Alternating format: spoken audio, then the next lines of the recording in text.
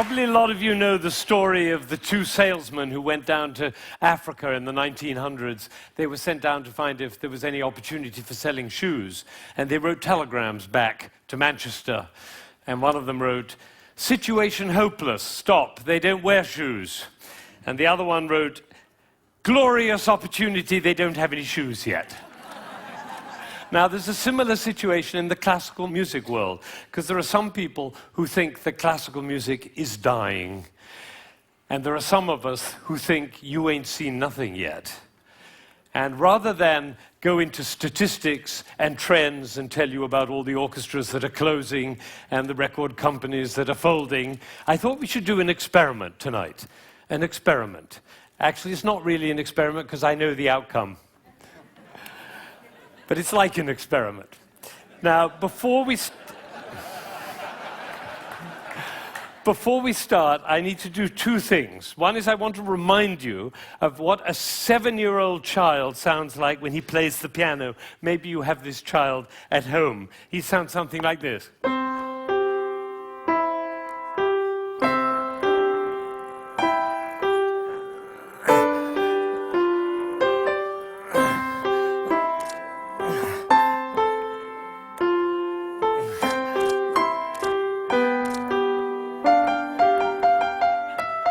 I see some of you recognize this child. Now, if he practices for a year and takes lessons, he's now 8 and he sounds like this. And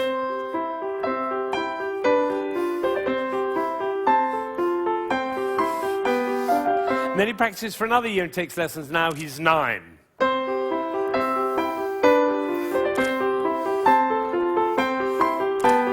And then he practices for another year and takes lessons, now he's 10.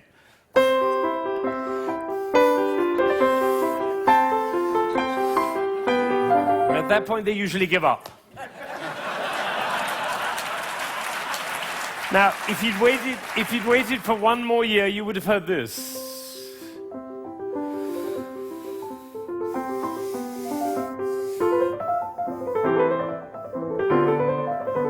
Now, what happened was not maybe what you thought, which was he suddenly became passionate, engaged, involved, got a new teacher, he hit puberty, or whatever it is. What actually happened was the impulses were reduced. You see, the first time he was playing with an impulse on every note.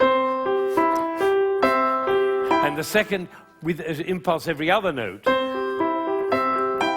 You can see it by looking at my head. The 9-year-old put an impulse on every 4 notes. And the 10-year-old on every 8 notes. And the 11-year-old 1 impulse on the whole phrase. I don't know how we got into this position. I didn't say I'm going to move my shoulder over, move my body. No, the music pushed me over, which is why I call it one buttock playing. Can be the other buttock. You know, a gentleman was once watching a presentation I was doing, and I was working with a young pianist. He was the president of a corporation in Ohio.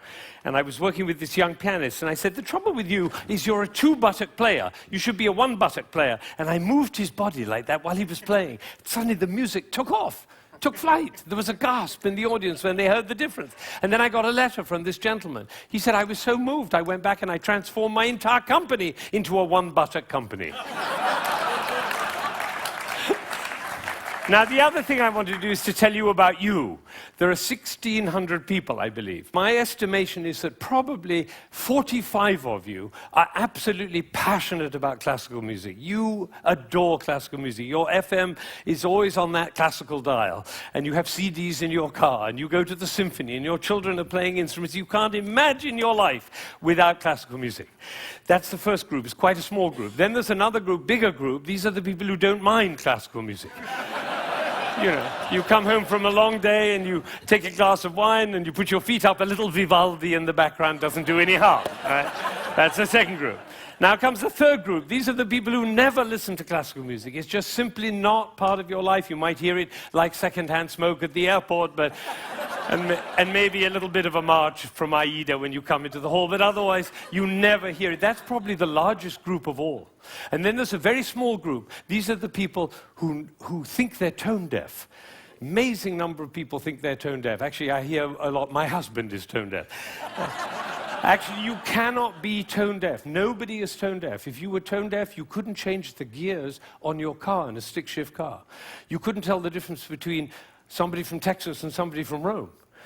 And the telephone. If your mother calls on their miserable telephone, she calls and says hello. You not only know who it is, you know what mood she's in. You have a fantastic ear. Everybody has a fantastic ear. So nobody is tone deaf. But I tell you what, it doesn't work for me to go on with this thing with such a wide gulf between those who understand, love, and passionate about classical music and those who have no relationship to it at all. The tone-deaf people, they're no longer here. But even between those three categories, it's too wide a gulf. So I'm not going to go on until every single person in this room, downstairs and in Aspen, and everybody else looking, will come to love and understand classical music. So that's what we're going to do. Now, you notice that there is not the slightest doubt in my mind that this is going to work, if you look at my face, right? It's one of the characteristics of a leader that he not doubt for one moment the capacity of the people he's leading to realize whatever he's dreaming. Imagine if Martin Luther King had said, "I have a dream!" Of course, I'm not sure they'll be up to it. All right, so I'm going to take a piece of Chopin. This is a beautiful prelude by Chopin. Some of you will know it.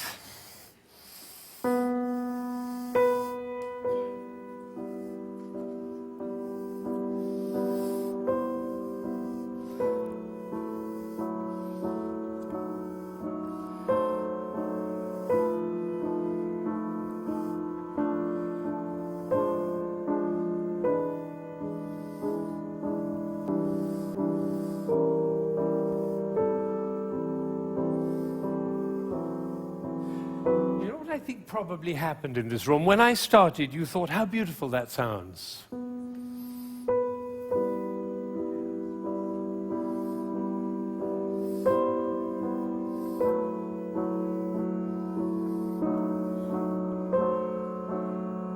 I don't think we should go to the same place for our summer holidays next year. It's funny, isn't it? It's funny how those thoughts kind of waft into your head when listening to classical music. And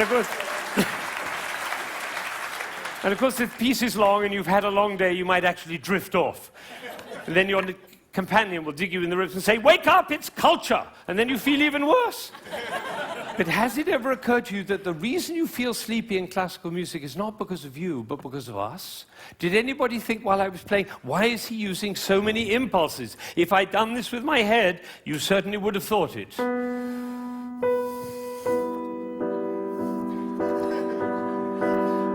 And for the rest of your life, every time you hear classical music, you'll always be able to know if you hear those impulses. So let's see what's really going on here. We have a B. This is a B. The next note is a C. And the job of the C is to make the B sad. And it does, doesn't it? Composers know that. If they want sad music, they just play those two notes. But basically, it's just a B with four sads. Now it goes down to A. And now to G. And then to F. So we have B, A, G, F. And if we have B, A, G, F, what do we expect next? Oh, that might have been a fluke. Let's try it again. Ooh, the TED choir. And you notice nobody is tone deaf. Is that right? Nobody's, every village in Bangladesh and every hamlet in China, everybody knows. Da, da, da, da, da. Everybody knows who's expecting that E. Now, Chopin didn't want to reach the E there because what will have happened? It'll be over, like Hamlet. Do you remember Hamlet, Act 1, Scene 3? He finds out that his uncle killed his father. You remember he keeps on going up to his uncle and almost killing him. And then he backs away, and then he goes up to him again and almost kills him. And the critics, all of whom sitting in the back row there, they have to have an opinion. So they say, Hamlet is a procrastinator. Or they say, Hamlet has an Oedipus complex. No, otherwise the play would be over, stupid. That's why Shakespeare puts all that stuff in Hamlet, you know, Ophelia going mad and the play within the play and Yorick's skull and the gravediggers. That's in order to delay until Act 5 he can kill him. It's the same with the Chopin. He's just about to reach the E and he says, oops, better go back up and do it again. So he does it again. Now he gets excited. That's excitement, you don't have to worry about it. Now he gets to F sharp and finally he goes down to E. But it's the wrong chord. Because the chord he's looking for is this one. Right? And instead he does. Now we call that a deceptive cadence. Because it deceives us. I always tell my students, if you have a deceptive cadence, be sure to raise your eyebrows, then everybody will know.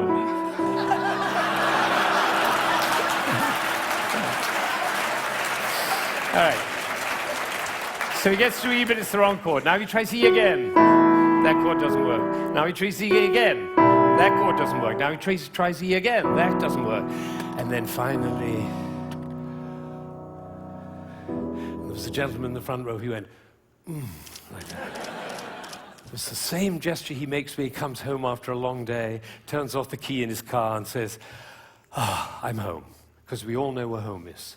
So this is a piece which goes from away to home. And I'm going to play it all the way through, and you're going to follow. B, C, B, C, B, C, B, D, down to A, down to G, down to F, almost goes to E, but otherwise the play would be over. Goes back up to B, gets very excited, goes to F sharp, goes to E, it's the wrong chord, it's the wrong chord, it's the wrong chord, and finally goes to E, and it's home. And what you're going to see is one buttock playing. Because for me to join the B to the E, I have to stop thinking about every single note along the way and start thinking about the long, long line from B to E. Right? You know, we were just in South Africa, and you can't go to South Africa without thinking of Mandela in jail for 27 years. What was he thinking about? Lunch? No, he was thinking about the vision for South Africa and for human beings. That's what this is about vision. This is about the long line, like the bird who flies over the field and doesn't care about the fences underneath, all right? So now you're going to follow the line all the way from B to E.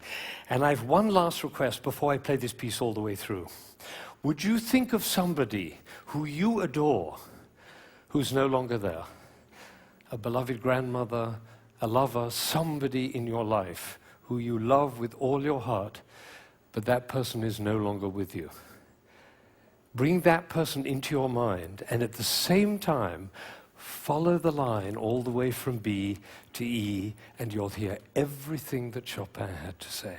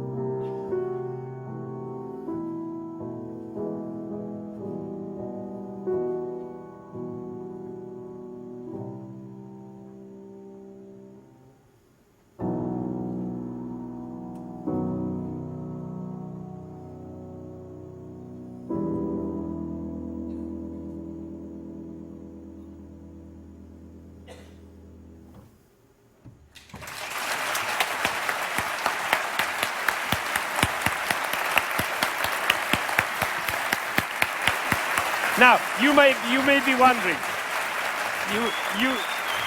you may be wondering, why I'm clapping. Well, I did this at a school in Boston with about 70 seventh graders, 12-year-olds. And I did exactly what I did with you, and I told them and explained them the whole thing. And at the end, they went crazy, clapping. They were clapping, I was clapping, they were clapping. Finally, I said, why am I clapping? And one of these little kids said, because we were listening. Think of it, 1,600 people, busy people, involved in all sorts of different things, listening, understanding, and being moved by a piece by Chopin. Now, that is something. Now, am I sure that every single person followed that, understood it, was moved by it? Of course I can't be sure, but I tell you what happened to me. I was in Ireland during the Troubles 10 years ago, and I was working with some Catholic and Protestant kids on conflict resolution, and I did this with them. Risky thing to do, because they were street kids. And one of them came to me the next morning, and he said, you know, I've never listened to classical music in my life, but when you played that shopping piece, he said, my brother was shot last year, and I didn't cry for him. But last night, when you played that piece, he was the one I was thinking about. And I felt the tears streaming down my face, and you know, it felt really good to cry for my brother. So I made up my mind at that moment that classical music is for everybody. Everybody. Now, how would you walk? Because you know my profession, the music profession, doesn't see it that way. They say 3% of the population likes classical music. If only we could move it to 4%, our problems would be over. I say, how would you walk? How would you talk? How would you be if you thought 3% of the population likes classical music? If only we could move it to 4%. How would you walk? How would you talk? How would you be if you thought everybody loves classical music? They just haven't found out about it yet. See, these are totally different worlds. Now, I had an amazing experience. I was 45 years old. I'd been conducting for 20 years, and I suddenly had a realization. The conductor of an orchestra doesn't make a sound. My picture appears on the front of the CD. But the conductor doesn't make a sound. He depends for his power on his ability to make other people powerful. And that changed everything for me. It was totally life-changing. People in my orchestra came up to me and said, Ben, what happened? That's what happened. I realized my job was to awaken possibility in other people. And of course, I wanted to know whether I was doing that. And you know how you find out? You look at their eyes. If their eyes are shining, you know you're doing it. You could light up a village with this guy's eyes. Right, so if the eyes are shining, you know you're doing it. If the eyes are not shining, you get to ask a question. And this is the question. Who am I being that my player's eyes are not shining? We can do that with our children too. Who am I being that my children's eyes are not shining? That's a totally different world. Now, we're all about to end this magical on the mountain week, and we're going back into the world. And I say it's appropriate for us to ask the question, who are we being as we go back out into the world? And you know, I have a definition of success. For me, it's very simple. It's not about wealth and fame and power. It's about how many shining eyes I have around me. So now I have one last thought, which is that it really makes a difference what we say, the words that come out of our mouth. I learned this from a woman who survived Auschwitz, one of the rare survivors. She went to Auschwitz when she was 15 years old, and her brother was 8, and the parents were lost. And she told me this. She said, we were in the train going to Auschwitz, and I looked down and I saw my brother's shoes were missing. And I said, why are you so stupid? Can't you keep your things together, for goodness sake? The way an elder sister might speak to a younger brother. Unfortunately, it was the last thing she ever said to him, because she never saw him again. He did not survive. And so when she came out of Auschwitz, she made a vow. She told me this. She said, I walked out of Auschwitz into life, and I made a vow. And the vow was, I will never say anything that couldn't stand as the last thing I ever say. Now, can we do that? No, and we'll make ourselves wrong and others wrong. But it is a possibility to live into. Thank you.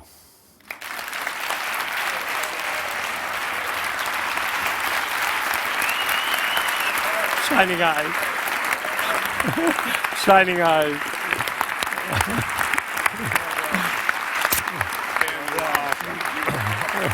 Thank you. Thank you.